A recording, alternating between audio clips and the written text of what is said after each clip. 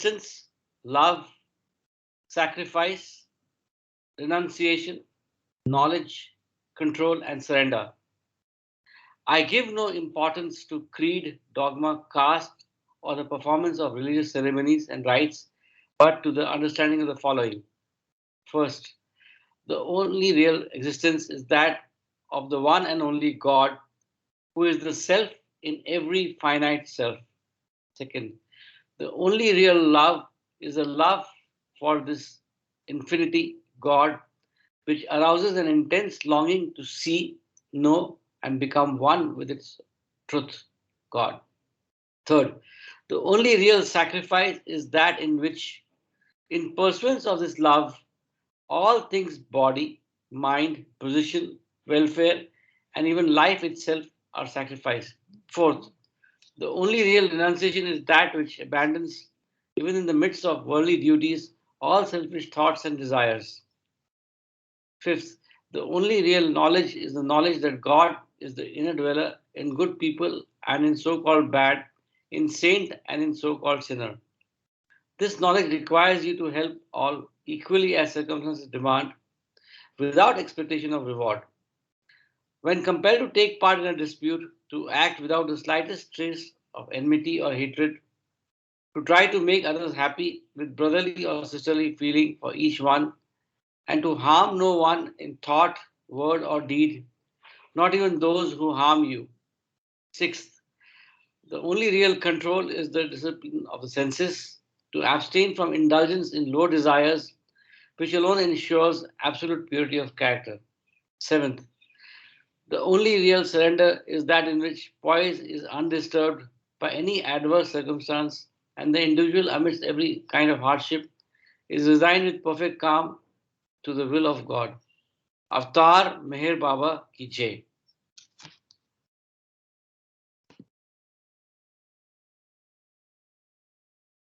Jai Baba. So Sunil, is Sunil there? Yeah. And so for the benefit of all concerned, Karthik is on the move. So he I'm has here. requested Sunil and myself to read. So, so Sunil, would you read the chapters? Yes, I will read. Tama, can you see Yeah, the yeah, screen, please. Maya? Yes, we can see the screen.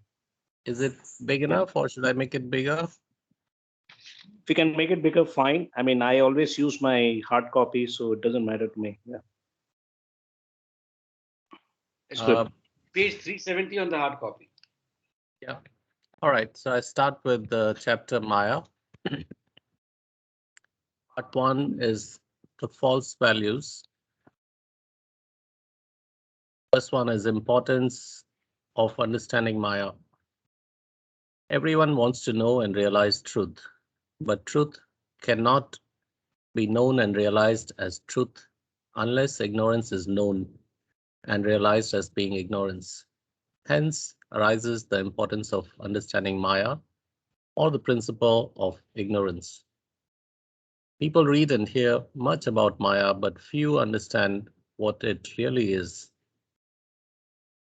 It is not enough to have a superficial understanding of Maya. It is necessary that Maya should be understood as it is in its reality. To understand Maya, or the principle of ignorance, is to know half of the truth of the universe. Ignorance in all its forms must disappear if the soul is to be established in a state of knowledge. Therefore, it is imperatively necessary for humanity to know what is false, to know it to be false, and to get rid of the false by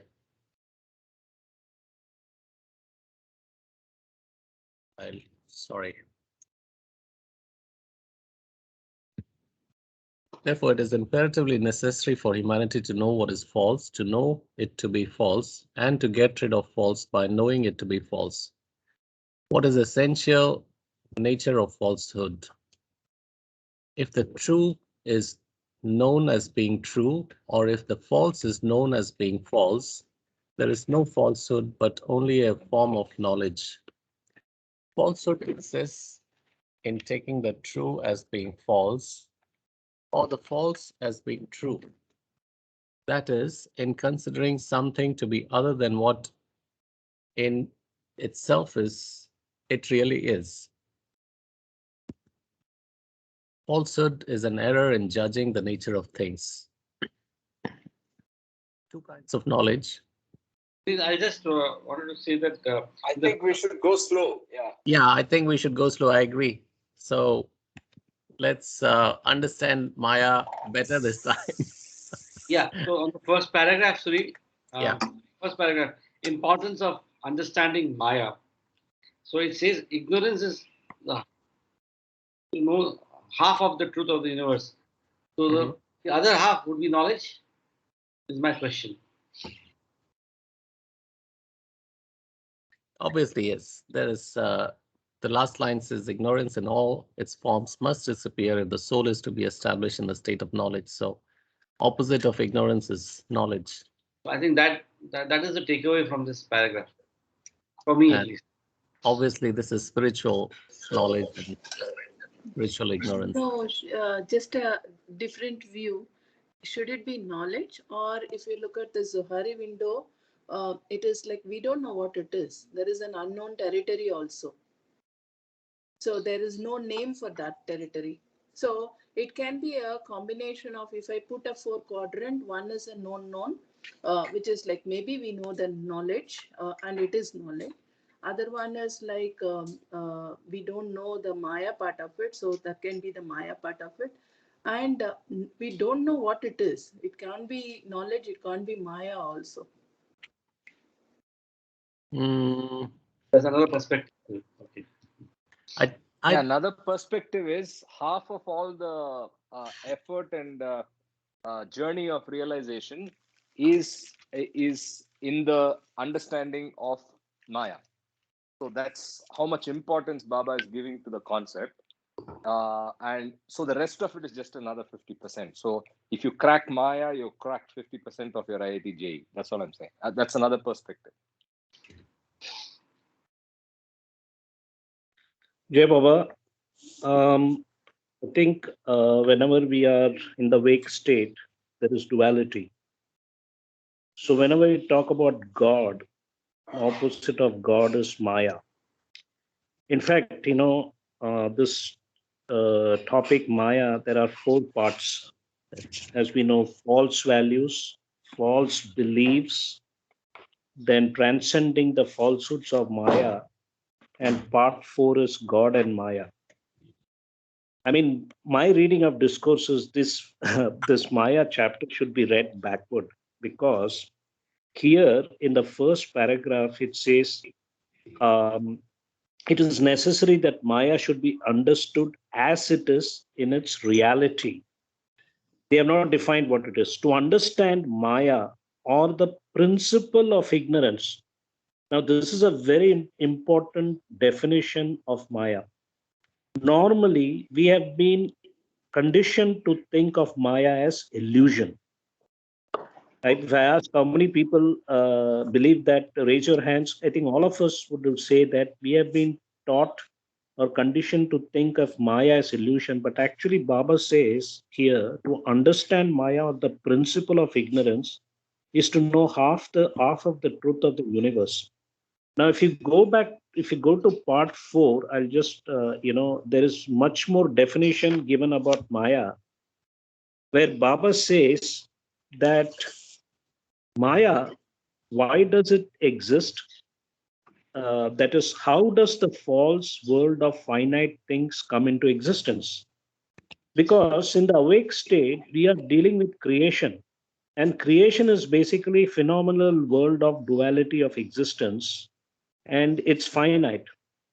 And the question is asked on page 384 and 385, how does the false world of finite things come into existence? Why does it exist? So the false world of finite things is created by Maya, or the principle of ignorance. So here he is again repeating Maya, or the principle of ignorance, and then he actually gives other descriptions. Maya is not illusion. Maya is the creator of illusion. Maya is not false. Maya is that which gives false impressions. Maya is not unreal. Maya is that which makes the real appear unreal and the unreal appear real. Maya is not duality. Maya is that which causes duality. And for the purposes of intellectual explanation, however, Maya must be looked upon as being infinite. Maya creates the illusion of finitehood, yet is not in itself finite. So I'll stop here. Why is because the first two parts, these false values and false beliefs, are very difficult chapters, at least in my understanding, apart from the ego and its termination. But this chapter, Maya, all the four parts are quite dense, I'll tell you, as you read it. So here we are trying to discuss Maya, what is ignorance, what is knowledge. So whenever we are talking about Maya, it is the opposite of God. And later on, you will understand that Maya is the shadow of reality. Where God is, Maya exists. So just like when you are awake, there is knowledge and there is ignorance, there is God, there is Maya. When you go to sleep, there is no God. So the principle of ignorance, yes, ignorance is the opposite of knowledge. But later on, we realize from reading other Baba literature that knowledge and ignorance are also aspects of duality. On the other hand, you can also look at knowledge from the Satchitananda point of view. Infinite power, infinite knowledge, and infinite bliss. So the question out here is that how are we going to relate this knowledge that we are reading here in comparison with the Satchitananda aspect? So that is something that needs to be, we should brood on. Jai Baba. One question. Just now, Karthik said, if we understand Maya, half the job is done. So what is the other half? That is what. And which half is done? Anybody? Sunil, on a lighter note, have you cracked the first half? Sorry, Karthik, you were not very audible. A bit louder, please. No, yeah. Sunil, on a lighter note, have you cracked the first half? No, la. I always look at the grass on the other side. Okay, then wait. Anyway, that is on a lighter note. Please continue. Yeah. Kama, answer Sunil. Thanks. Kama, any insights into that? Yes, sorry. I was tapping the wrong button. See, when you look at the second paragraph, it says essence of falsehood. So it is defining falsehood. It is imperatively necessary for humanity to know what is false, to know it to be false, and to get rid of the false by knowing it to be false. So you can look at Maya, the principle of ignorance, as a form of falsehood. Okay, what is the essential nature of falsehood? For example, as they say, the famous analogy of the rope looking like a snake. So Maya is basically like that. What is the essential nature of falsehood? If the true is known as being true, or if the false is known as being false, there is no falsehood, but only a form of knowledge. So, for example, before 500 years earlier, the earth was the center of the universe. So that is a form of falsehood. Okay. But once we realize that earth is not the center, then this statement, if the true is known as being true, or if the false is known as being false, there is no falsehood, but only a form of knowledge. So the knowledge that we know that earth is not the center of the universe is just a form of knowledge. Now here, falsehoods consist in taking the true as being false or the false as being true, which is again the snake and the rope syndrome, right? Because the rope is now considered as a snake. So that is taking the true as being false. Now, that isn't considering something other than what in itself it really is. So falsehood is an error in judging the nature of things. So this word falsehood, Maya, ignorance, all these things are talking about the same aspect in different ways. So coming back to your question of Maya is half, I think it's just a kind of a statement. What we are looking for is the truth. The truth of the matter is, why are we here as human beings? So the only real goal we know that is God realization. But we are living in other falsehoods, that you have to have good education, good family life, and so on and so forth. So that is a form of falsehood. Baba. So once we identified a snake to be a snake, then the other journey begins. First one, we should not look at a snake as a rope. That's the 50%. The other 50% is understanding the snake once we know it's a snake. So maybe my take. No, exactly. Very good point. Absolutely. That's how what you have interpreted is correct. Yes, because this paragraph is very, the way it's written, it's very significant and kind of what do you call? You have to really dissect it. By the way, on a lighter note, I heard Baba used to tell people, I don't know whether it was a joke or reality. Baba used to tell people, I can save you from anybody, but not from a snake bite. Is it true? Anybody heard that? Yes, he did. Yes, he did. I don't know. I've heard something, but I've heard a lot about snakes, about what Baba has said, but that needs to be investigated. As he said, one of the things that you have to kill a snake because it helps it to be, it helps to evolve the snake, to go to the next higher form. And I, as a, I'm not saying I'm an animal activist, but somebody who believes that no creature should be harmed. It was interesting to note that Baba said it's okay to kill a snake, because you're actually helping it in its evolution. And since Supreme Sadguru is saying you have to accept it, Hey, Baba. I see. That's why he said I cannot save, because maybe he's the creator, so it's his game, so he cannot kill a snake. Maybe, I don't know. Sunil, on a different note, on a different thing is that one of the the practical instructions he had given for people when you are in Mehrabad is to carry a torch and to wear shoes to save yourself from snake bites. Yeah, that's why I said he used to tell people beware of snakes. So I was trying to understand why. So Kama explained a little bit why. Yeah, I didn't know that part. So thank you, Jai Baba.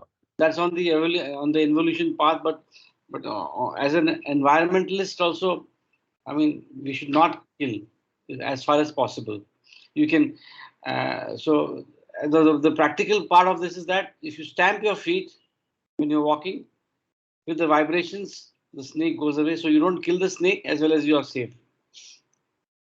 ये लकड़ी भी टूटे और लाठी भी न टूटे. So what people talk about, not in the terms of any spirituality or involution or change of on the path, but this is the practical way out.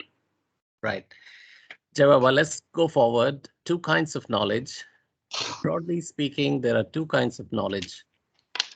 Purely intellectual judgments about the facts of existence and judgments of valuation, which imply the appreciation of the worth or importance of things. Purely intellectual judgments or beliefs derive their importance from being related to a value in some way. Divorced from values, they have very meager importance in themselves. For example, no one takes much interest in counting exactly the number of leaves on a particular tree. Although from pure theoretical point of view, such knowledge would be a form of knowledge. Such information or knowledge is treated as unimportant because it is not vitally connected with other values. Intellectual knowledge becomes important when it enables man to realize certain values by giving him control over the means to their realization, or when it enters into valuation itself as an important factor, modifying or in some other way affecting the accepted values. Anybody wants to explain this? Seems important to me, but we can come back to it later, if not now. Maybe let's read 2 paras. Mistakes in valuation. Just as there are 2 kinds of judgment, there are 2 kinds of falsehood. Mistake in accepting as facts those things that are not facts, and mistakes in valuation. Mistakes in valuation can be committed in the following ways: in taking as important that is unimportant. Number 2, in taking as unimportant which is important.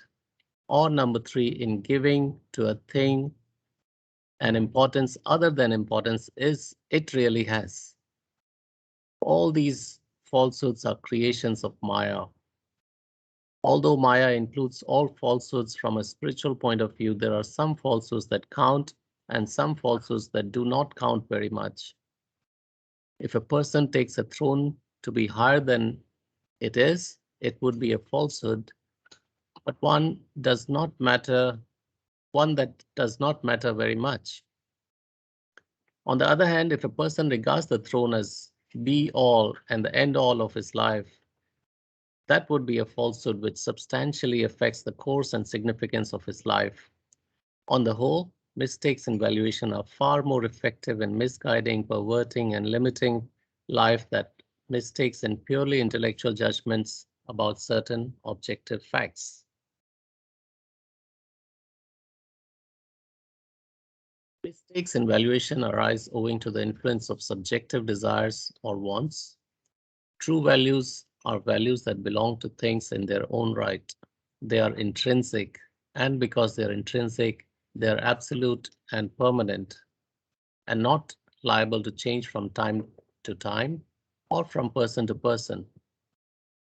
False values are derived from desires or wants. They are dependent upon subjective factors, and being dependent upon subjective factors, they are relative and impermanent, and are liable to change from time to time, from person to person. Again, I'm getting tempted to go slow. Kama, you want to explain a bit more about last 2-3 paras? Mistakes in valuation, kinds of knowledge. Baba, yes. Yeah, please. This is, as I said, if you are able to crack the God and Maya chapters, or this Maya chapters part 1 to part 4, then you have cracked discourses. Let me tell you, I'm still in the process, but I will explain to you what I've done, so it will make you guys easier to, because this chapter, like I said, funnily speaking, for me, these chapters have to be read backwards, because the first 2 parts are both very micro. The last 2 are kind of macro. So normally you start from the macro to the micro rather than micro to macro. Like you go from classical mechanics, macro, to quantum mechanics, subatomic, But so let me explain to you the subtitle: 2 Kinds of Knowledge, 371 page, and mistakes in valuation. In fact, so under 2 kinds of knowledge, purely intellectual judgments about the facts of existence and judgments of valuation. So one hint I will tell you is, when you guys read it, you have to make your own notes, and you have to make your own terminologies, or the way you phrase the words. For example, what I've done is, the first one about 2 kinds of knowledge is purely intellectual judgments, which also means beliefs, purely intellectual judgments about the facts of existence. So we have to understand there is something which is, especially in the Baba literature, we have to understand the difference between values and beliefs. Beliefs are like opinions, values are absolute, they are intrinsic, whereas beliefs or opinions are relative. Even though it is called purely intellectual judgments. That is why it's a belief about the facts of existence. Because you can't change the facts of existence because that is the truth. But how you interpret the facts of existence, the truth of the matter, is where one's spiritual wisdom comes. That is one of the aspects that we just read, that falsehood consists in taking the true as being false or the false as being true. So now there are two parts of aspects to knowledge. One is the beliefs or purely intellectual judgments, and one is called valuation judgments. So, or here he calls it as judgments of valuation. I use the term valuation judgments to make it consistent with the next part, mistakes in valuation. So, valuation judgments or judgments of valuations, which imply the appreciation of the worth or importance of things. So that is why the example is given. Do you look at the forest, the big picture, or you're going to look at each tree and count the leaves? See, it's not important to count the exact number of leaves on a particular tree, although from the purely theoretical point of view, such information would be a form of knowledge. So you can say in data science, every data is important. But in the big picture, intellectual knowledge becomes important when it enables man to realize certain values by giving him control over the means to their realization, or when it enters into valuation itself as an important factor, modifying or in some other way affecting the accepted values. So if you look at our own life, our value system changes depending on what stage of life we are in, what kind of experiences we have. So intellectual knowledge, or let's call it material knowledge, intellectual knowledge, and spiritual intellectual knowledge, which is what discourses and God speaks are. But the important thing is how to convert that into experiential knowledge, the practical aspect. Theory is important. So that is why intellectual knowledge is important, whether it's matter or spirit. But on the spiritual side, why do we need this knowledge? Because it allows us to realize certain values. And I think in our prior readings, in other chapters, the world of values, the law of karma is about the world of values, which relates with our spiritual life. So that is why valuation judgments is an important aspect when you talk about knowledge. So we only understand knowledge and the opposite of knowledge as ignorance. But here Baba has given us that there are two kinds of knowledge. One is purely intellectual judgments about the facts of existence, but there is something more to it. The valuation judgments or judgments of valuation, how to interpret it and find the truth about the matter, how to use that fact, which imply the appreciation of the worth or importance of things. Now, if you go to mistakes in valuation, here it says just that there are two kinds of judgment. Now, instead of using the word knowledge, he's using judgment. It is the same thing actually, but in reference to valuation, he's using the word judgment. So there are two kinds of falsehood. So in fact, you should read that line just as there are two kinds of judgment or knowledge, right? There are two kinds of falsehood. So earlier we read that what is the essential nature of falsehood? If the true is known as being true, or if the false is known as being false, there is no falsehood, but only a form of knowledge, which is a judgment. Falsehood consists in taking the true as being false or the false as being true. That is, in considering something to be other than what in itself it really is. Falsehood is an error in judging the nature of things. So it's very tongue twisting, as you see. Just there are two kinds of judgment, there are two kinds of falsehood. So first of all, we have to understand what is the meaning of falsehood. So falsehood is an error in judging the nature of things. So now he's saying there are two kinds. Mistakes in accepting as facts those things that are not facts, and mistakes in valuation. So it actually is coming down of the previous subtitle, two kinds of knowledge. So after you have that knowledge, the beliefs are purely intellectual judgments and the valuation judgments. Now you have to understand what is falsehood when we have this knowledge. So there are two kinds: mistakes in accepting as facts those things that are facts, and mistakes in valuation. So not only do you have valuation judgments or judgments of valuation relating to knowledge, you also have mistakes in valuation as far as this knowledge is concerned. Um, and then what is done is, see, as you read on, now mistakes in valuation, there are three types.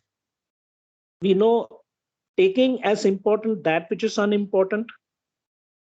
What is the example for that? Um, Baba is going to give you some examples below, but let me let me state it here. Um, we think that material life is more important than spiritual life, correct? So this is an example in taking as important that which is unimportant. In taking as unimportant that which is important. So we say, the atheists say, hey, God realization is bogus, man.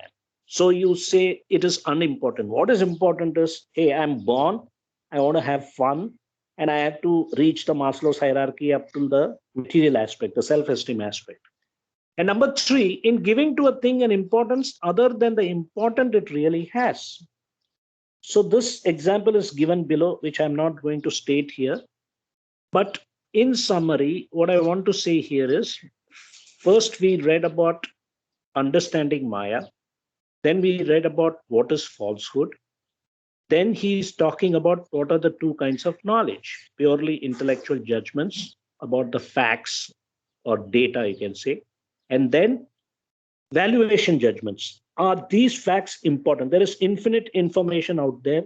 What are the important information that is relevant to a particular situation? That is valuation judgments.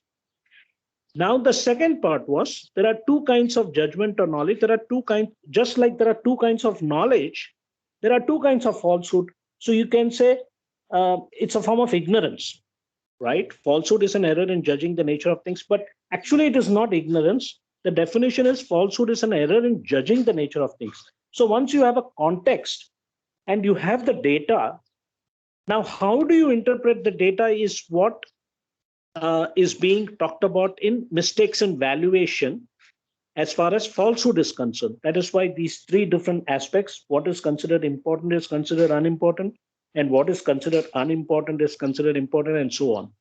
So as we read this chapter, this will become much more clearer. Jai Baba. Jai Baba.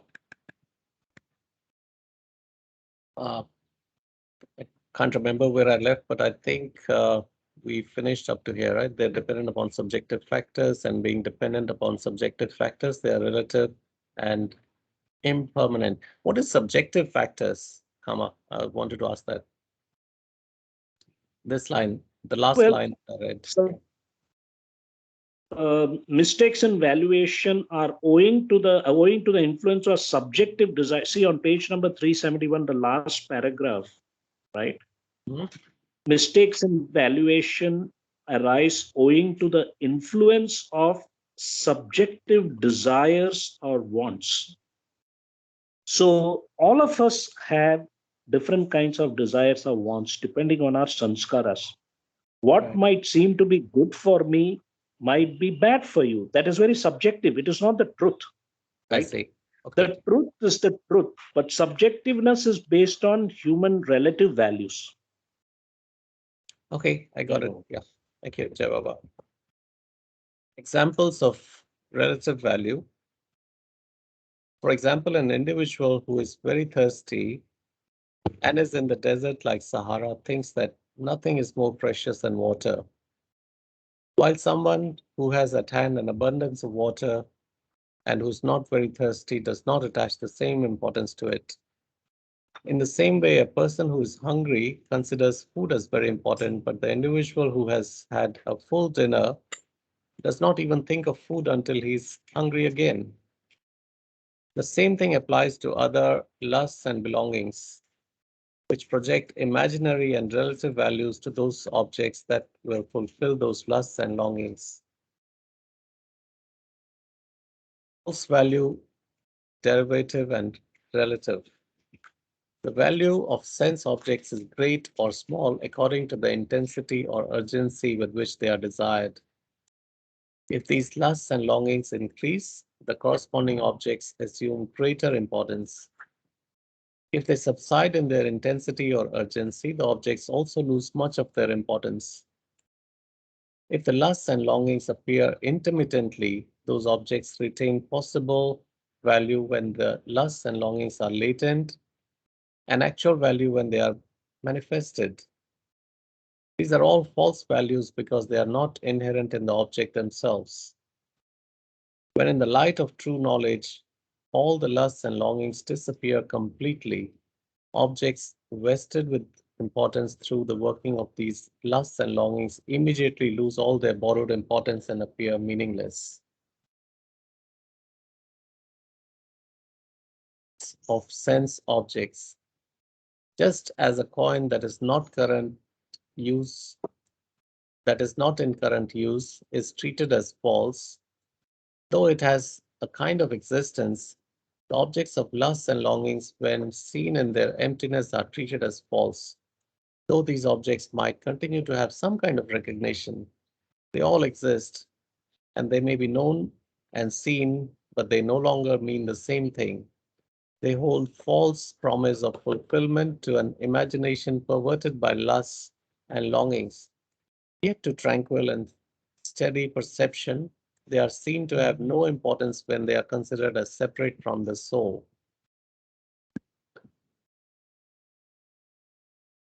Taking as important the unimportant. When a loved one dies, there is sorrow and loneliness, but this sense of loss is rooted in attachment to the form independently of the soul. It is the form that has vanished, not the soul. The soul is not dead. In its true nature, it has not even gone away, for it is everywhere. Nonetheless, through the attachment to the body, the form was considered important. All longings, desires, emotions, and thoughts were centered upon the form, and when through death the form disappears, there is a vacuum, which expresses itself through missing the departed one. If the form as such had not come to be surcharged with false importance, there would be no sorrow in the missing the one who has passed away. The feeling of loneliness, the lingering memory of the beloved, the longing that he or she should be present, the tears of bereavement, and the sighs of separation, when they are all due to false valuation, the working of Maya. When an unimportant thing is regarded as important, we have one principal manifestation of the working of Maya. From the spiritual point of view, it is a form of ignorance. Taking as unimportant the important. On the other hand, the working of Maya also expresses itself by making an important thing look unimportant. In reality, the only thing that has importance is God.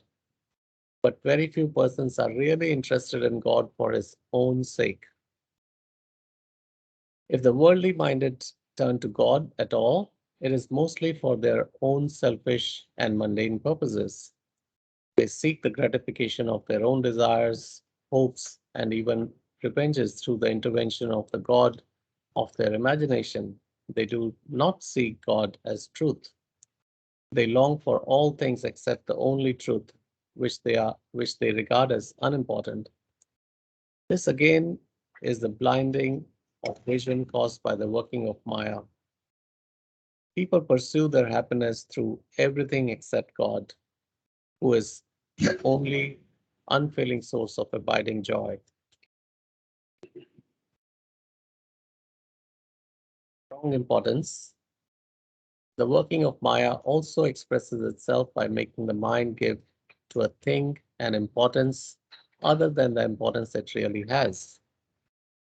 This happens when rituals, ceremonies, and other external religious practices are considered to be the ends in themselves. They have their own value as means to the end, as vehicles of life, as mediums of expression. But as soon as they assume claims in their own rights, they are being given importance other than that which belongs to them. When they are considered important in themselves, they bind life instead of serving the purpose of expressing it. When the inessential is allowed to predominate over the essential by giving it wrong importance, one has the third principal form of ignorance concerning valuation. This again is the working of Maya. Jai Baba. Amma, summary, please. Jay Baba, this is tough, but once you dissect it, it will become easier. I'll give you some hints. On page number 373 and 374, these are basically what you can do is each one of those subtitles, taking as important the unimportant, is an example of mistakes in valuation. Okay, the examples that are given, valuation mistakes or mistakes in valuation, there are three kinds. So the first kind example is that taking as important the unimportant. So the two paragraphs is an analogy that somebody dies and you say like, hey, only the body, gross body goes away. The spirit, the self is always there. We are just soap opera actors who come in and go, perform our act, like what we read in Reincarnation and Karma Part 7, the greatest detective story ever told. That the theme of the drama of each person has many acts. Each act is one birth of a human being, the birth and death of a human being, whether you take 84 lakh lives or you get liberation 84, because everybody is going to get nirvana, mandatorily speaking, because that is the divine theme. Only thing is, do you want to take, like you have the IAS, how many attempts you want to make?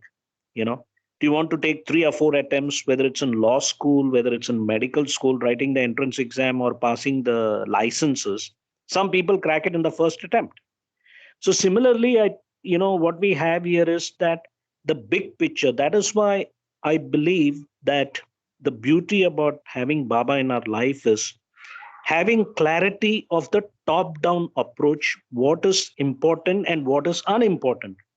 So what we have realized now, that is God realization, or even nirvana, because God realization is fana phila, self-realization, or even fana, nirvana. I don't mind getting 35%, I don't need 100%. So that is the only real goal. For example, when we read the 7 Sahava sayings, real happiness lies in making others happy. There were 2 sub-postulates. The real desire is only real desire is to become perfect so as to help others become perfect. And number 2 was the aim of life is to help others attain Godhood by first attaining Godhood yourself. So there is a clear indication that the only important thing is you have to become perfect, not only for yourself, so that you can help others become perfect. So it's almost like if you want to get married and to have children, you got to be a good parent. Otherwise, you're going to screw up. So in a very interesting way, so the first example taking as important, the unimportant is about death. With Corona and all that, people say, oh, I lost my beloved one. But we know that this is all sanskaric. Then the second subtitle, taking as unimportant the important. Same thing. Everybody wants to have their son go to, the top Ivy League schools and get Wall Street jobs or McKinsey consulting. And then suddenly you have a Rajat Gupta syndrome. Then they say, hey, what's going on out here? So we realize that everything we do in life, whether you're a entrepreneur, whether you're a professor or a corporate honcho, the ultimate goal is Maslow's hierarchy, self-actualization. So that is a clear example out here. And then the third part, which talks about the third example, which is giving wrong importance, where we read about Shariat. Karma Kanda, and Tarika. And here it says, in qualifications of the aspirant part 1, though realization of the truth, which is self-realization, is the ultimate destiny of all persons, there are very few who have the necessary preparation for the early fulfillment of this glorious destiny. The mind of the worldly individual is darkened by a thick layer of accumulated sanskaras, and so on.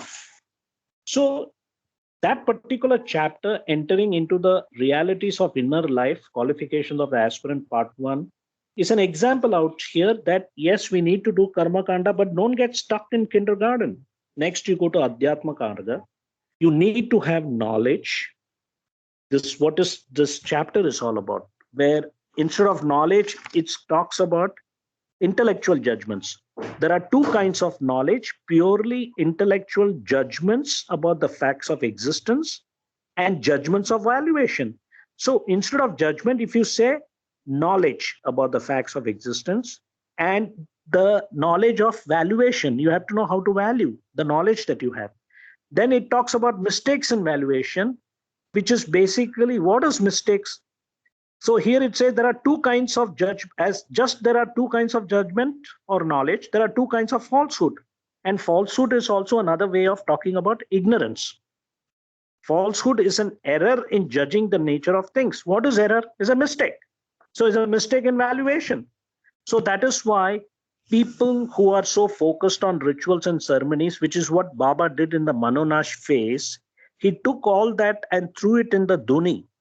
Because I believe he understood that, he knows the divine theme that we are entering a digital economy, which is very complicated with all this, what do you call, disruptive technologies happening. There is nothing like that you are qualified now. Today, you have to have continuing education going on all the time in your field. Otherwise, you become redundant.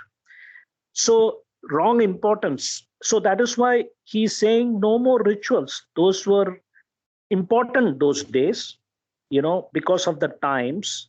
But now you don't need these ceremonies. But imagine how difficult it is to change the conditioning mind. So this chapter is very important in being very impersonal, objective, without bringing any kind of religious operating system, but actually looking at the universal laws of nature. That the universal law of nature is impermanence. Change is the only permanent thing, which is what we are talking about, subjective desires. And the only thing that matters is God realization. That is why we are here. So I'll stop here if there are any questions. Jai Baba.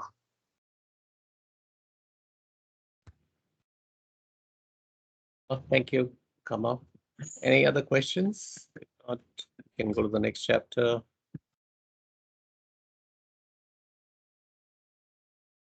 Beliefs.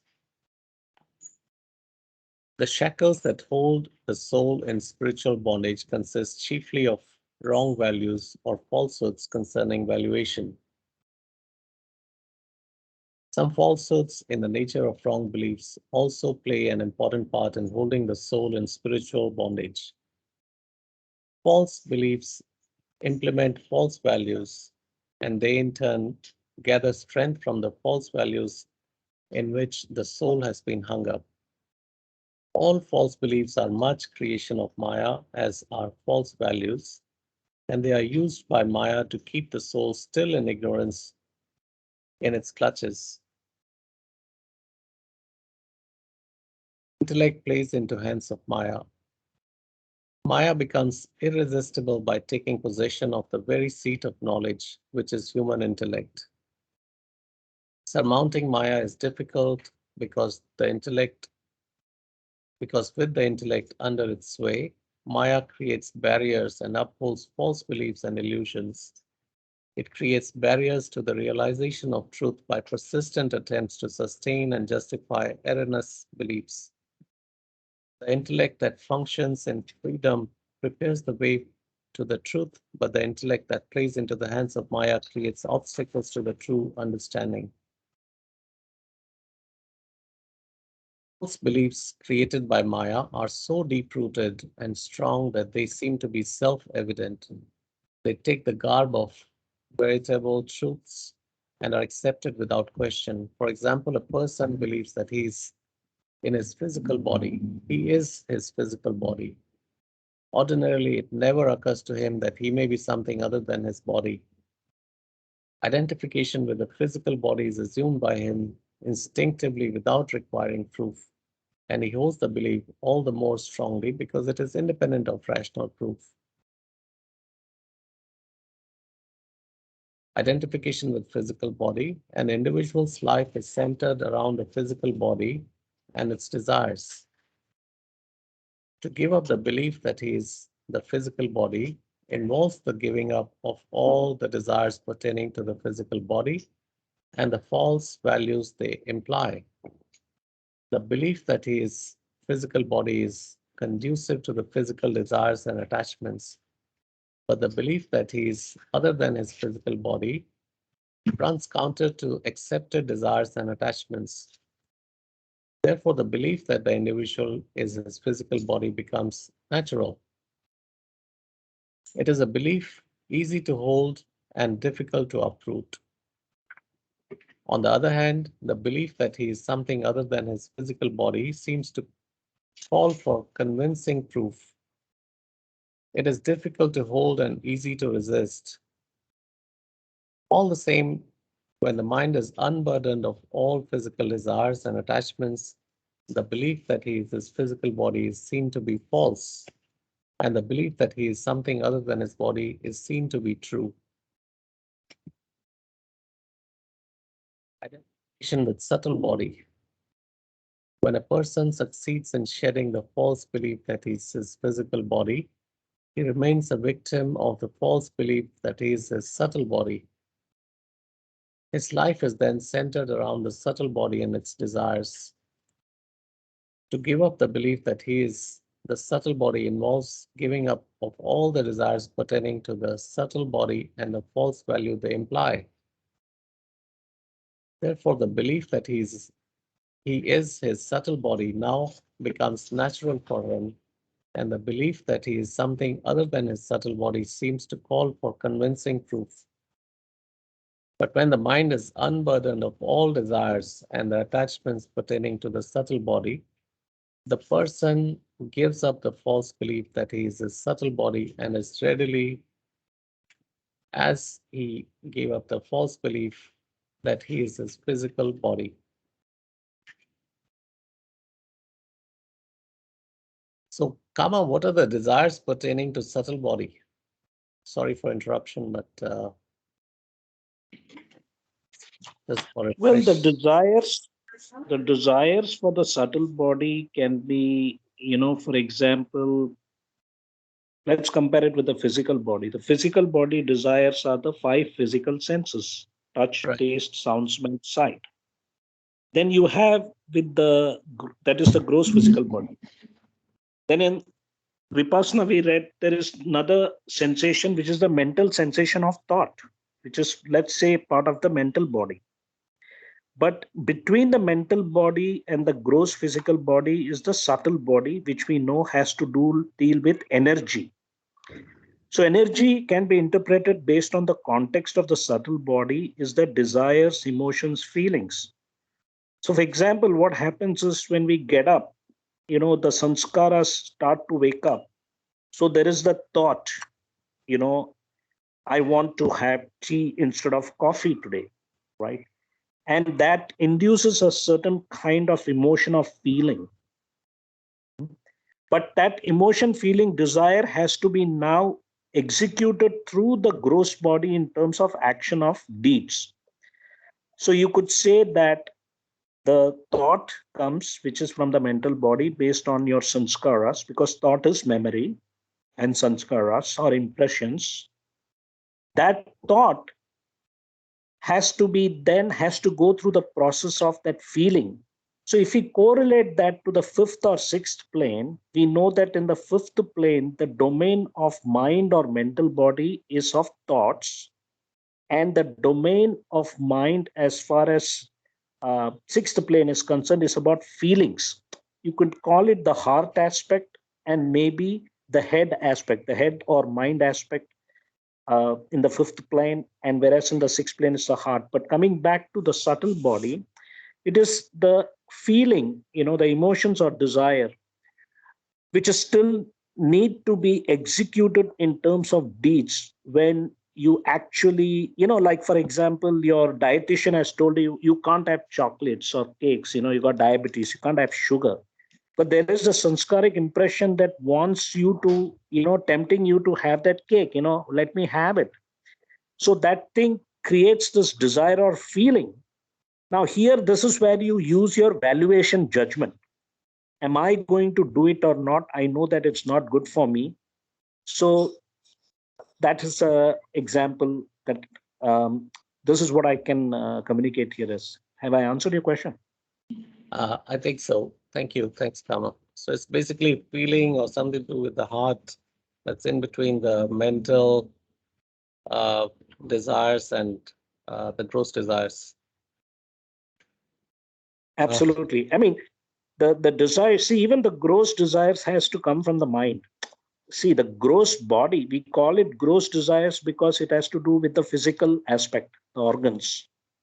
That is why these are. But the gross desire actually starts off from the mind as a sanskaric impression, which then goes to this process of the subtle body energy of feeling, oh my God, I feel good, like if I can taste it. But you have to actually taste it, correct, with the gross body. So that is a form of emotion, desire, feeling, you can call it. FED. Jai Baba. Jai Baba. Thank you. So this is not the end of false beliefs. However, even when a person abandons the false beliefs that he is his subtle body, he cherishes the illusory belief that he is his mental body. The person cherishes this false belief because he relishes it. Throughout his long life as an individual, he has clung fondly to the false idea of his separate existence. All his thoughts and emotions and activities, these words are important: thoughts, emotions, and activities, as you explained, mental, subtle, and gross, have repeatedly assumed and confirmed but one affirmation, namely the existence of the separate I. To surrender the false belief that he is the ego mind of mental body is to surrender all that he seemed to constitute his very existence. Shedding last falsehood, in surrendering the false belief that is his physical or subtle body, it is necessary to surrender various desires and attachments. It is a giving up of something one has had for a long time. In surrendering the false belief that he is his ego mind, the individual is called upon to surrender the very core of what he has thought himself to be. To shed this last vestige of falsehood is therefore the most difficult thing. But this last falsehood is no more lasting than the earlier falsehoods that he seemed to be unchallengeable certainties. It also has its ending, and it is shed when the soul renounces its craving for separate existence. Soul is beyond thinking, desiring, and doing. When the soul knows itself to be different from the gross, subtle, and mental bodies, it is known to be infinite. As infinite soul, it does nothing, it merely is. When the mind is added to the individualized soul, it appears to think. When the subtle body is added into the soul with the mind, it appears to desire. When the gross body is added to these, the soul appears to be engaged in actions. So this is also important and related to what we discussed. I read again. When the subtle body is added into the soul with the mind, it appears to desire. When the gross body is added to these, the soul appears to be engaged in actions. The belief that soul is doing anything is a false belief. For example, an individual believes that he is sitting on the chair but in fact the body that he's sitting in the chair. The belief that the soul is sitting in the chair is due to identification with the physical body. In the same way, a person believes that he is thinking, but in fact, it is the mind that is thinking. The belief that the soul is thinking is due to the identification with the mind. It is the mind that thinks and the body that sits. The soul is neither engaged in thinking nor in any other physical actions. Of course, it is not mere mind or mere body that does the thinking or other physical actions, for mere mind and mere body do not exist. They exist as illusions of the individualized soul, and it is when the soul falsely identifies itself with them that the thinking or the doing of things occurs. The soul and the mental, subtle, and gross bodies taken together constitute the agents of the actions or the limited I, but the soul in its true nature is neither responsible for thinking, for desiring, nor for actions. The illusion that the soul is mind or the bodies, and the illusion that the soul is the agent of thinking, desiring, or actions are created by Maya, which is the illusion and the principle of ignorance.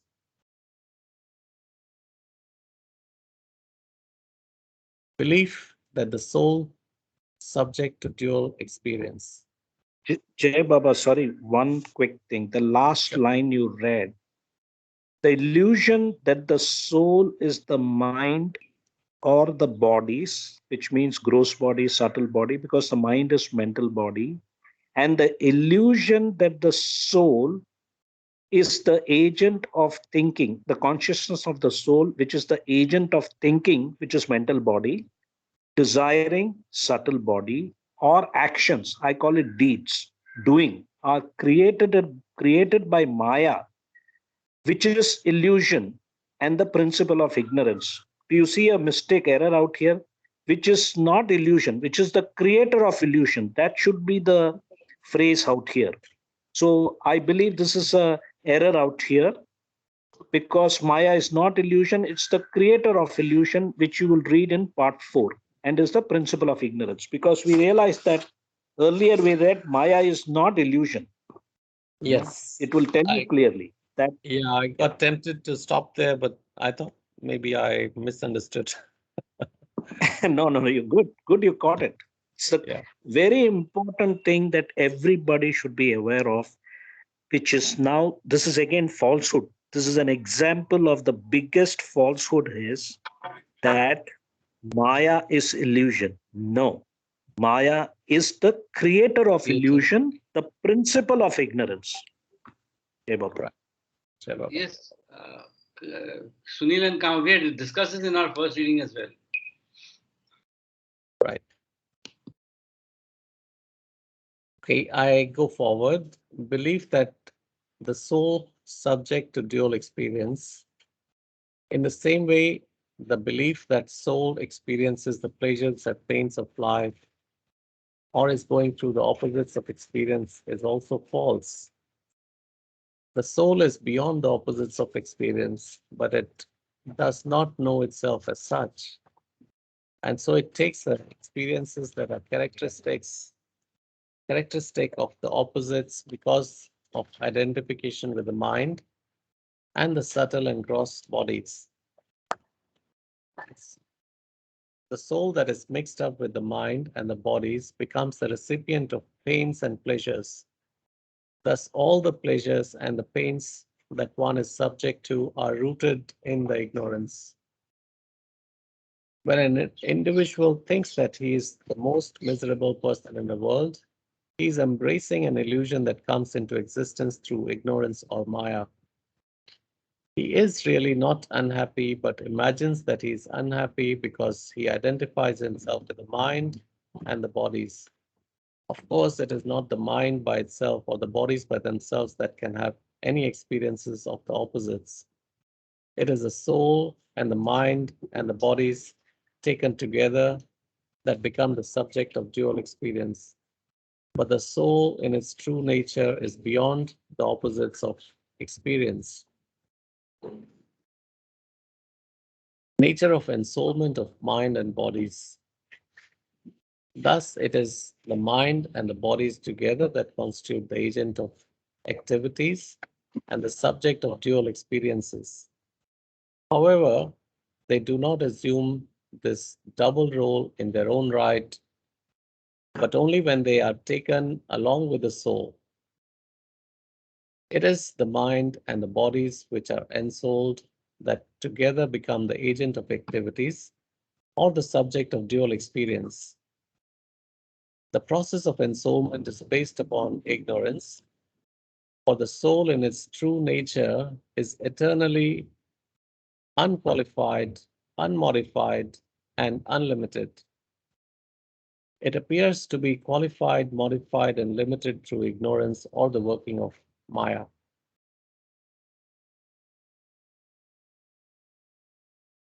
Now we finished another chapter. So, Tama, you want to summarize a bit? Yes, Jay Baba, this is another tough one, but as you see, it's false beliefs. I just, while you were reading, I was contemplating on all the different terms. See, the word falsehood, mistakes, error, ignorance are the same thing, actually. The term knowledge and judgments, they are basically the same thing. Now, when we talk about knowledge, the opposite of knowledge is ignorance. They are in the domain of duality. Then we also know we need right knowledge to do right action. So, under knowledge, you have false knowledge and true knowledge. And even under falsehood, which is ignorance, the opposite of knowledge, we read about the three different kinds of valuation mistakes in terms of falsehood. So, Baba has made it like a complicated jigsaw puzzle. But if you read between the lines, we will see that it is talking about, like here, he doesn't say God and Maya, he just says Maya. But when you talk about Maya, the opposite is God, right? And when you talk about knowledge, the opposite is ignorance. And so this chapter is about ultimately valuation, because the values, the world of values is what keeps the universe going. And for God realization, we have to know what are true values. So false beliefs is like an opinion, as we know. It's a kind of, all false beliefs are as much creations of Maya as are false values. So belief is a form of knowledge, and value is the kind of, to do action, you have to understand the valuation aspect. So the interesting thing is knowledge can be misused. For example, we have nuclear technology. You can either use for electricity for good purpose, or you can blow up the world. Similarly, which is actually an example of values. How do we use this knowledge to use it positively? So that is where the valuation judgment comes. Now, valuation judgment is dependent on what? To understand the truth or essence of something. So the essence of something is, why are we here? Who am I? That is the only real question you got to ask. There are no more questions. Baba has said, see, we know from Ramana Maharishi, who am I? And he stopped. He said, go figure it out. Baba said, the whim, who am I? It is latent. Why should God know himself? Because it's an amusement park, as far as I am concerned, somebody who is omniscient, omnipresent, why should he ask, who am I? Because he knows already. So he's just asking us to fool us. Like Baba knew everything that was going on with everybody, but he would say, hey, how is it going? What are you doing? He'll ask you very innocently. That is another kind of on a top-down approach. God is playing games. The author of the drama is playing all the different roles. So the greatest detective story ever told. So here, when we talk about God, it is very important to understand what is the opposite of God, which is Maya. Because of Maya, we are suffering, the apparent suffering in the waking state. because of false valuations that we had in our day-to-day life. For example, we didn't know about sanskaras and so on and so forth. So the important thing is, in this chapter, false beliefs, intellect placed into the hands of Maya. So, one second, please.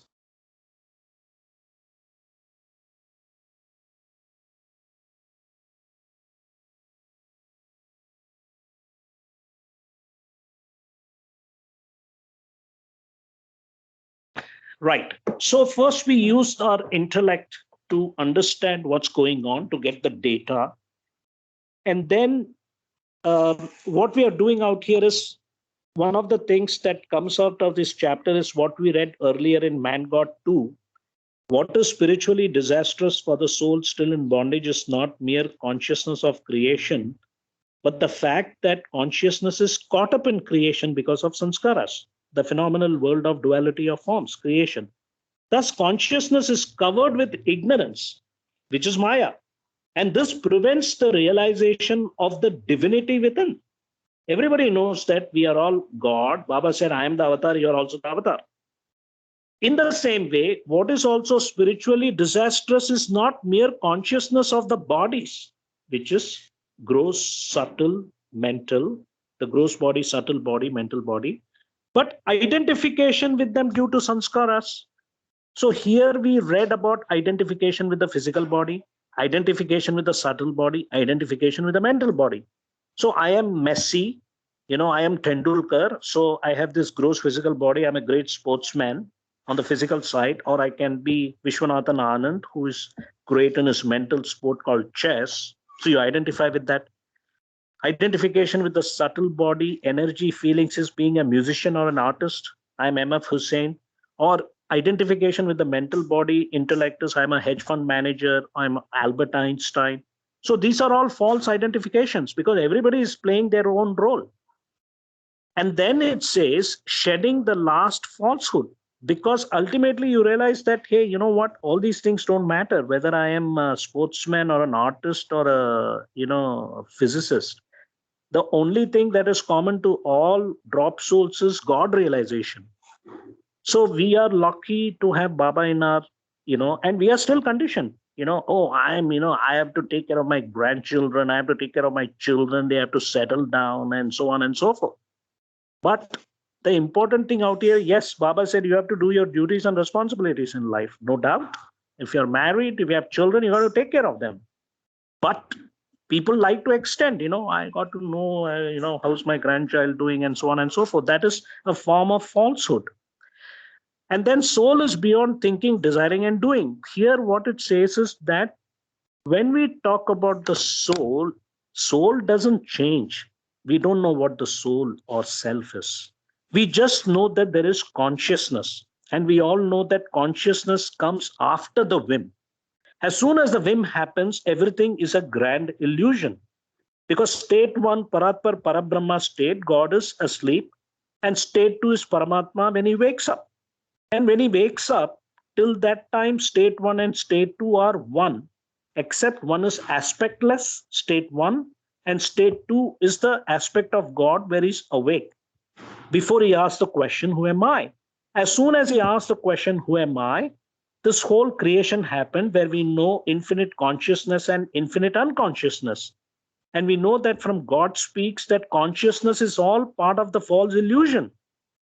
So when you are looking at the soul, and when you add consciousness to the soul, and that is what is talking about here, the gross body, subtle body, and mental body. So there is a process out here. When the mind or mental body is added onto the individualized soul, it appears to think, apparent. When the subtle body is added onto the soul, which is the consciousness of the soul with the mind or mental body, it appears to desire. When the gross body is added onto these, that is the mental body and subtle body, the soul appears to be engaged in actions, action of deeds. So there is action of thought with the mental body, action of desire, feeling with the subtle body, and then action of deeds with the with the gross body. So first it starts with the thought or the mental body, then it becomes a desire through the subtle body, and then it is executed. What I call as the 80-20 rule. 20% of thoughts converted to words or feelings, and 20% of words or feelings converted to actual deeds. So this is what is explained out here, that soul is beyond thinking, desiring, or doing, because everything is being done through the action of sanskaras.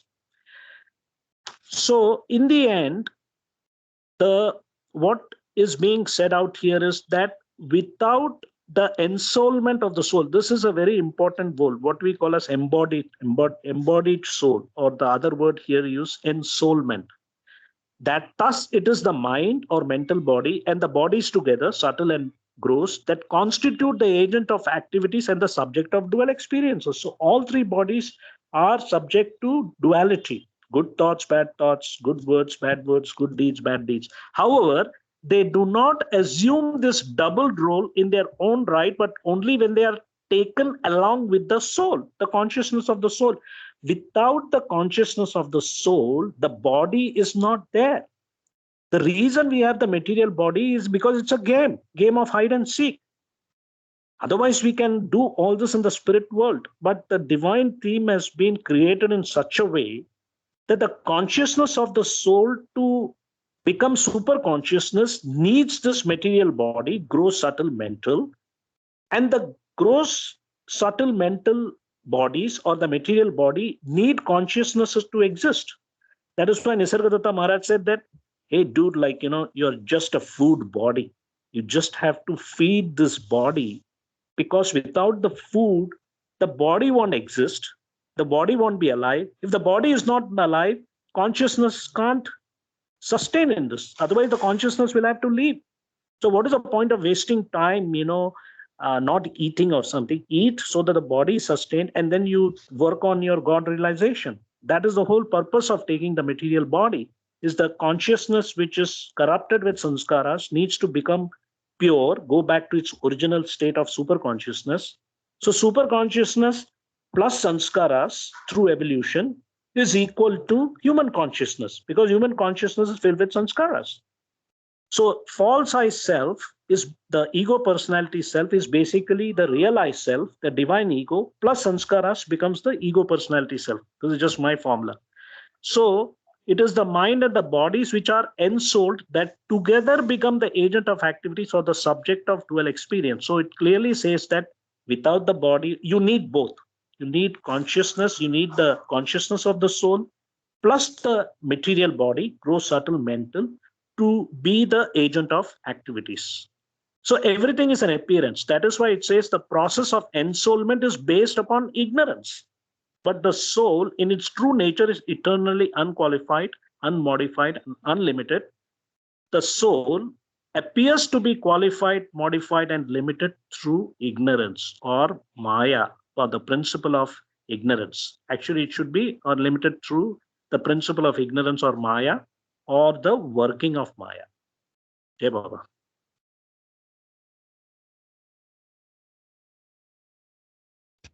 Jai Baba, thank you, Kama.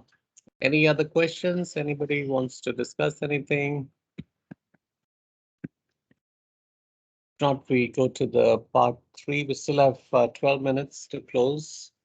Transcending the falsehoods of Maya.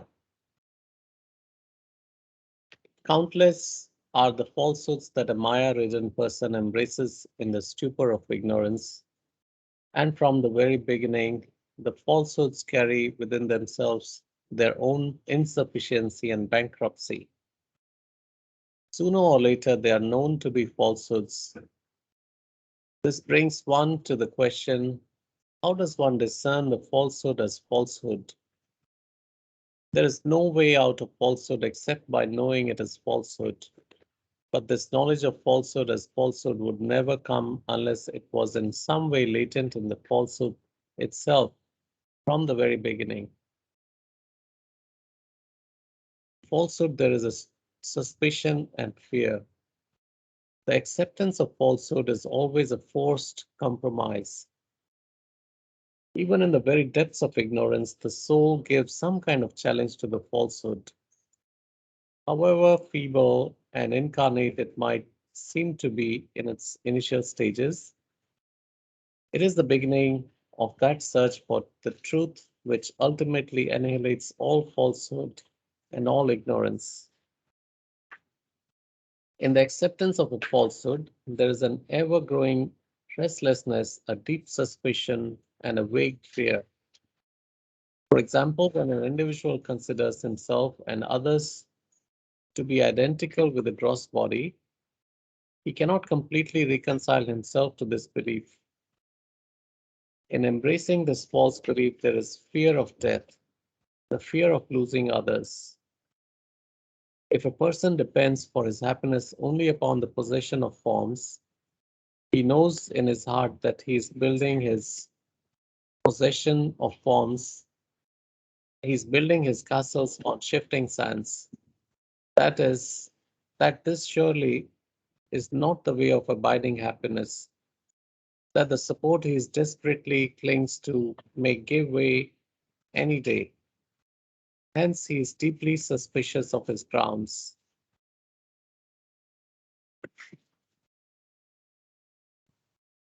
I would like to understand this better, Kama. I'm tempted to go back. Should I read more? Yeah. Go ahead. Read, and then we can answer the questions at the end, even if it takes time to do. Let's finish this chapter. The individual is restlessly aware of his own insecurity. He knows that something is wrong somewhere, that he's counting upon false hopes. Falsehood is treacherously unreliable. He simply cannot afford to embrace it forever. He might as well as garland himself with a poisonous snake or go to sleep on the top of a volcano that is temporarily inactive. Falsehood bears the hallmark. Falsehood bears the hallmark of being incomplete and unsatisfactory, temporary and provisional. It points to something else. It appears to the person to be hiding something greater and truer than what it seems to be. Falsehood betrays itself, and in doing so, leads one onto the knowledge of, onto the know, on to know the truth. So falsehood. Falsehoods are two types: those that arise due to irregular and loose thinking, and those that arise due to vitiated thinking. Falsehoods that arise due to irregular thinking are less harmful than those that arise from vitiated thinking. The untruths of a purely intellectual nature arise because of some mistake in application of the intellect, whereas falsehoods that are important from spiritual point of view arise because of vitiation of the intellect through the operation of binding and unreasoning desires. Analogy of functional and structural diseases.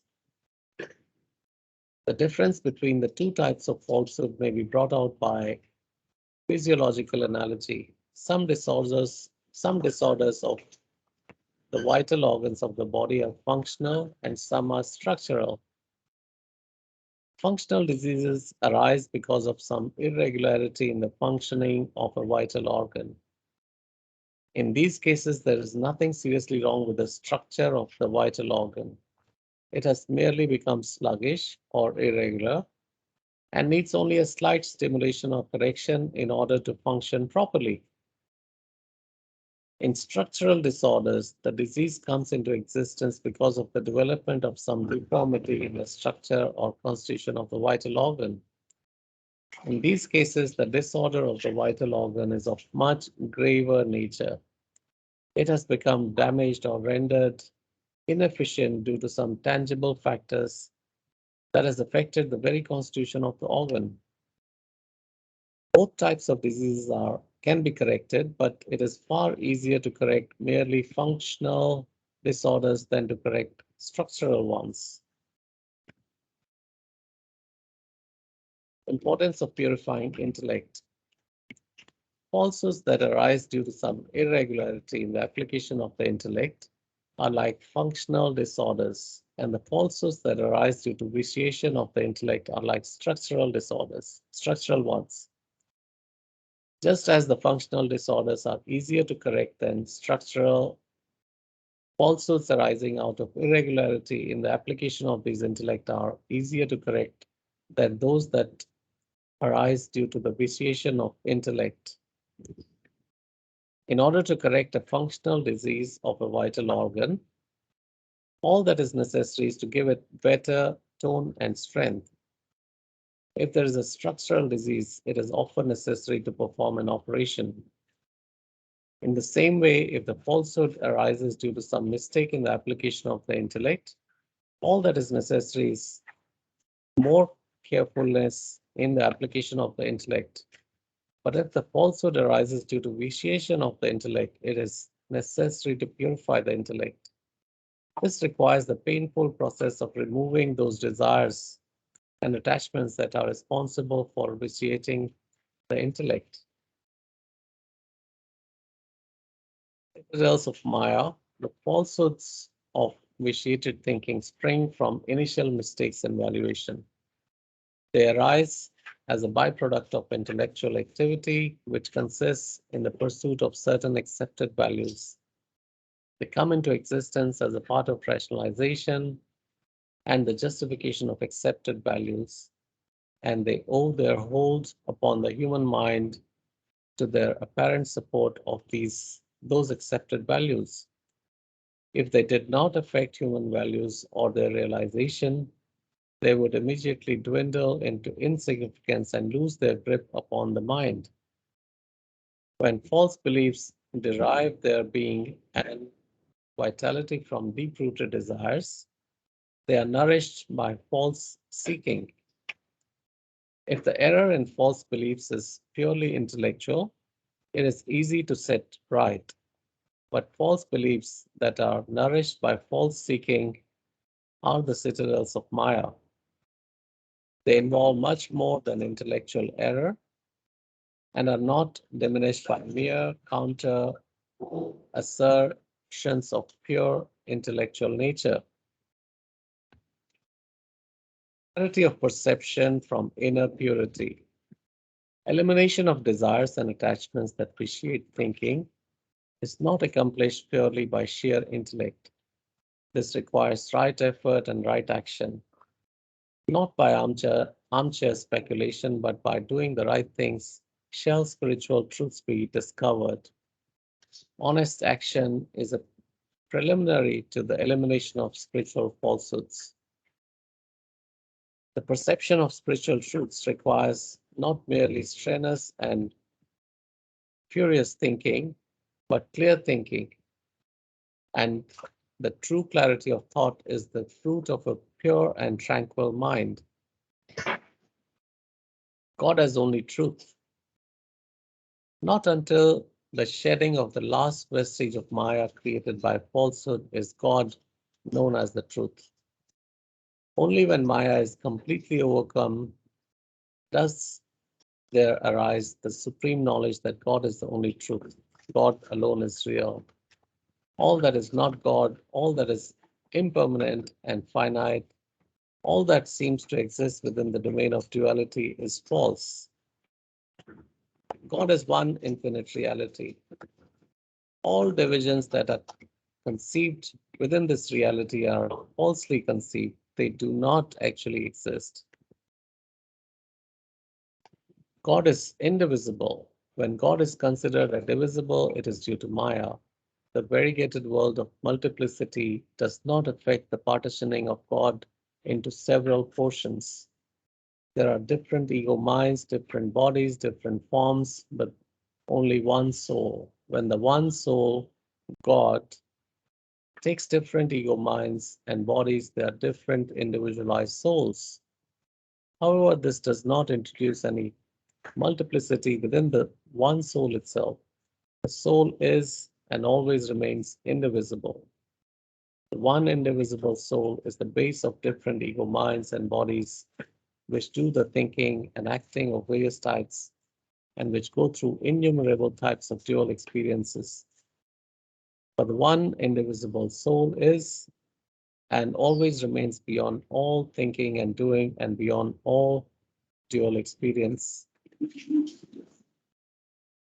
No opinions or ways of thinking within soul. Different opinions or different ways of thinking do not introduce multiplicity within one indivisible soul, for the simple reason that there are no opinions or any ways of thinking within the soul. All the activity of thinking and conclusions drawn therefrom are within the ego mind, which is finite. The individualized soul, as soul, does not think. It is only the ego mind that thinks. Thinking and knowledge that comes through thinking are both possible in the state of imperfect and incomplete knowledge that belongs to finite ego minds.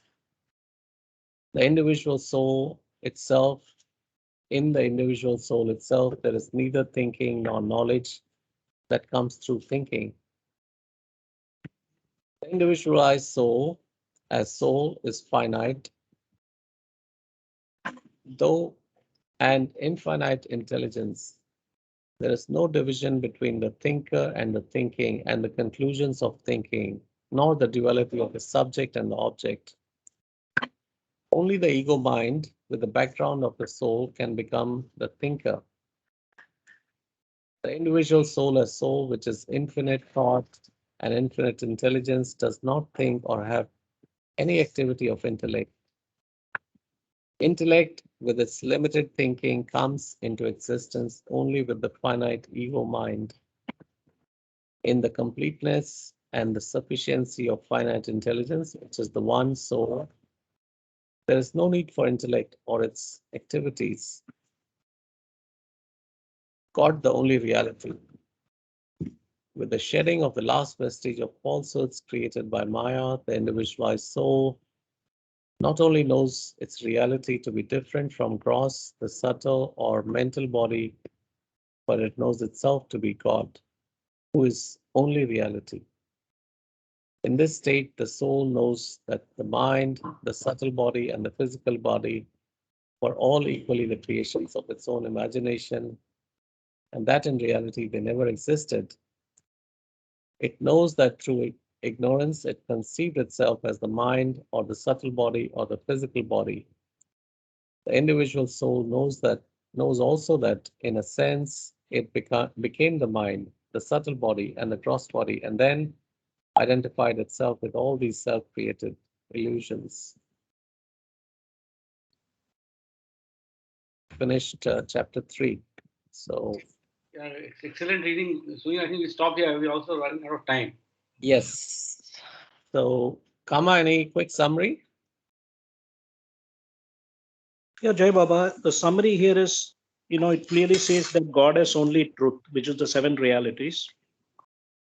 That God is the only truth, God alone is real. And everything else is just a play.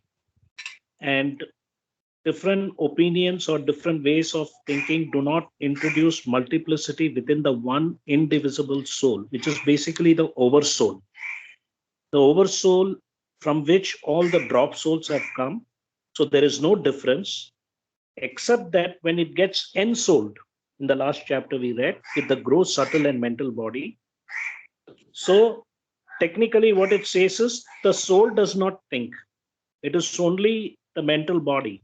The soul does not desire, it is the subtle body, and so on. And then it says the individualized soul, as capital soul, is infinite thought and infinite intelligence. There is no division between the thinker and the thinking and the conclusions of thinking, nor the duality of the subject and object.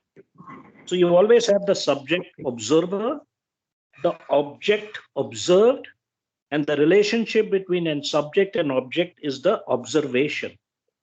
So thinking, so you have the thought, the thinker, subject thinker. The objective is thinking about something, and the process of thinking, the relationship between what is the object you're thinking about.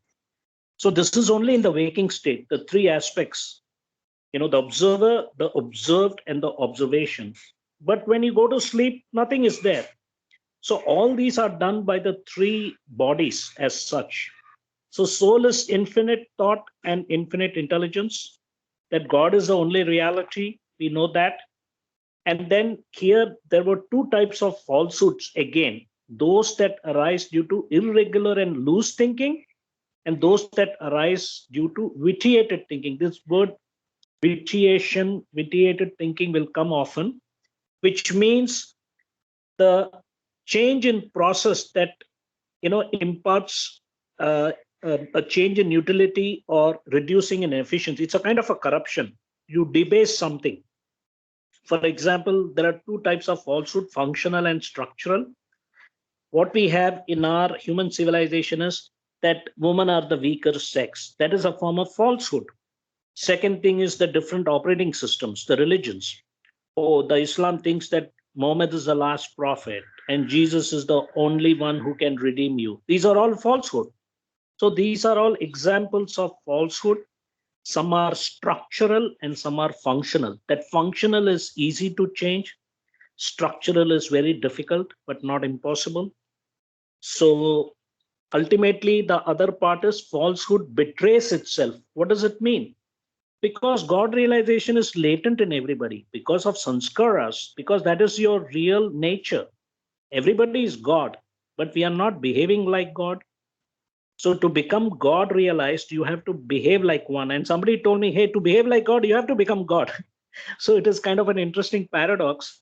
So one example is you have to start with selfishness, the ego, which is the gross body, which we call as lust. Then you go through from selfishness to selflessness. Both are in the domain of duality, but you have to transcend both selfishness and selflessness to selfness. So that is why even with love, you start with lust of the gross body. Once you transcend the five physical senses, you go into longing, because that is when the involution process starts, because you have the gift of pure love. That is, you are having Guru Kripa. So there you are focusing on the divine beloved, not the worldly beloved. That is longing to be united with the divine beloved. But then you have to surrender. In the mental body, there is no longing, possessive longing. You just surrender to the will and wish of the perfect master. And then again, you need the grace of the perfect master to transcend from surrender to union. So that is the whole process. And the reason why it's challenging is because of falsehood or ignorance. Jai Baba. Jai Baba.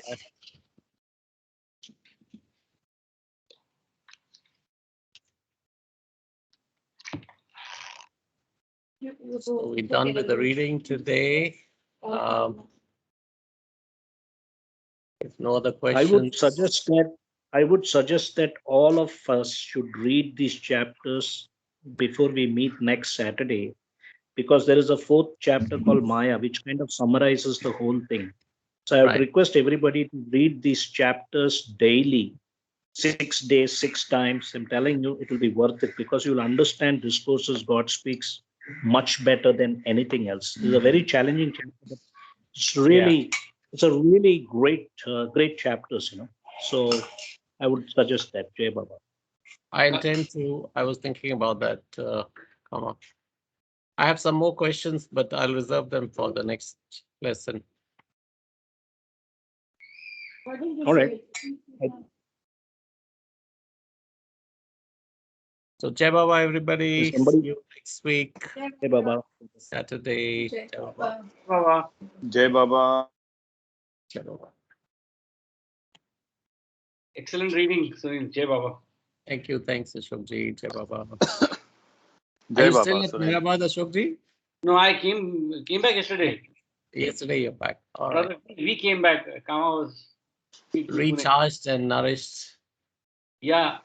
And I also have a question I'll ask in the next session. Yeah, very nice, very nice. I'll also request you, I didn't say in the firm, some people have left. Please read supplement 19 of God Speaks, and I think there's two states of falsehood. I see. Two types of falsehood.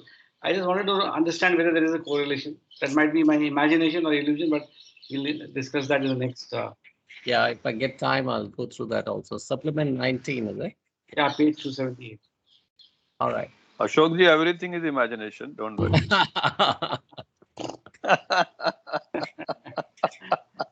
including supplement Just 19. Chalo. Jai Baba. Jai Baba. Thank you. Thank you. Thank you. See you next week. Jai Baba. Jai Baba. Jai Baba. Namita ji. Jai Baba, Namita ji. Bye. Bye. Bye. Bye-bye.